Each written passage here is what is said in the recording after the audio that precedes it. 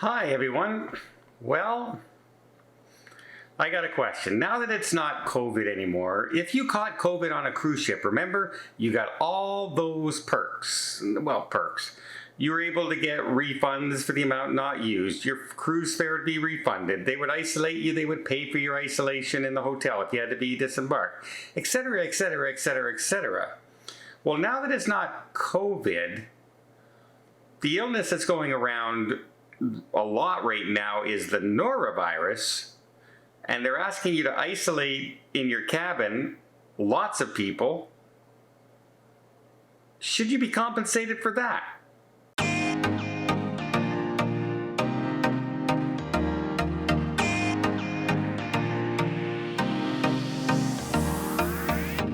So recently we've been talking about how many cruise ships this year. Normally there is about 11 to 12 outbreaks a year on cruise ships of norovirus in normal seasons before 2020. That was on average.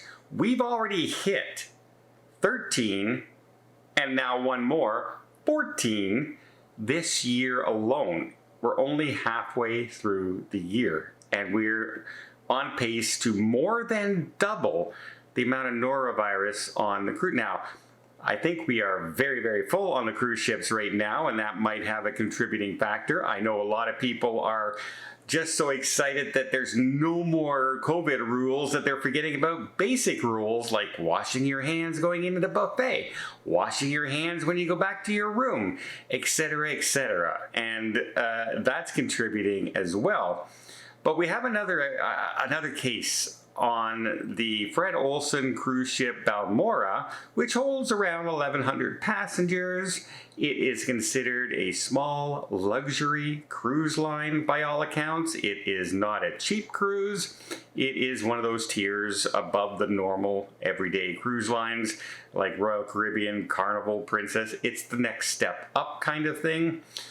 And while they were sailing around, over 100 passengers came down with the norovirus and have been asked to quarantine in their rooms. They also had the hot tubs were shut down, the pools were shut down, the toilets around the ship were shut down, and people were told they had to go into their cabins to use the bathroom, so no public bathrooms. And then the buffets were basically gone. You couldn't, no self-serve food. All the waiters were now in protective equipment, and they would bring you your food and things like that. And everyone had to isolate until you had to go to your isolation until the last symptom. So if you had, say, if you had vomited, and then you haven't had anything since that, you still had to stay in your room for 2 more days. So basically you're going to be in your cabin 4, 5, 6 days in your cabin on, say, a 10-day cruise, which they are currently on. Now, if this happens and it's norovirus, if it was COVID, you'd get all the refunded. You would get money back. You would get cruise credits. Should you get cruise credits or some kind of reimbursement if you catch an outbreak like norovirus on the cruise ship? Now, almost 10% of the passengers on this cruise have come down with the virus. And the cruise line has come out and they've said that they've been told by authorities like health officials and everything that they should isolate the passengers and what to do. They're following protocols. Great, that's fine. But they've come out and said a small number of passengers. Well, it's 100 plus. And on a small cruise ship, that's a high percentage. And when you go to the great lengths of closing down your pools, your public bathrooms, and your hot tubs, and basically putting all your... It's not a small outbreak. It's a fair size outbreak. You're worried about something on that ship. Should they be compensated? Now, to be fair, I don't know if Fred Olsen is offering the passengers anything yet. I'm bringing this up as a discussion. Because, like I was saying, if this was COVID, you would definitely have gotten some kind of credit, right? whether your whole cruise, if you got COVID and were had to go into the room, they would pay for your hotel room. They would pay for your airfare back home. They would pay for all that stuff.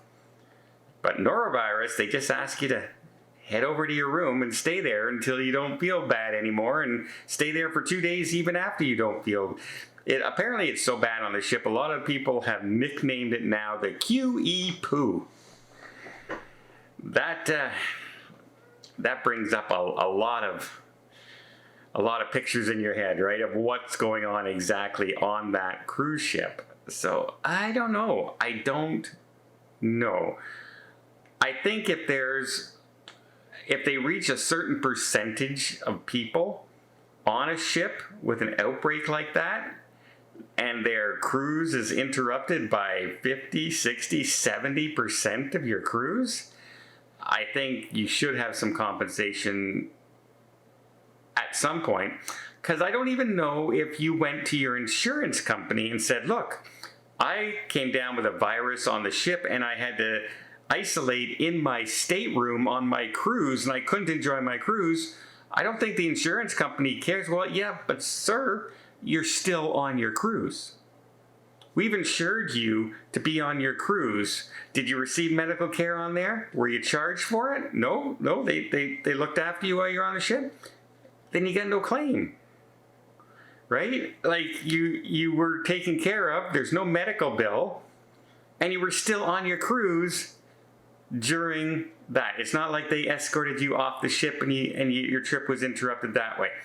So I don't know if you would get any compensation for that. And I've been on ships before where all of a sudden, hey, I had some sort of stomach virus, and I did isolate myself in the room, but for me, it's a little different story. I often have a lot of work to do anyway on a ship, so I'm doing that anyway. But for somebody who's on holiday, and now all of a sudden you're on a 10-day cruise and you have to spend 5-6 days isolated in your room with that kind of symptoms, vomiting and diarrhea, so much so that the ship is nicknamed the QE poo, it doesn't seem to me like that was something in your control, right? Especially like if you catch it and like you're one of 3 people on the ship.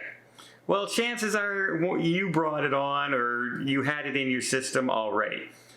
But if 100 out of 1,000 people come down with the virus, then there's something going on the ship.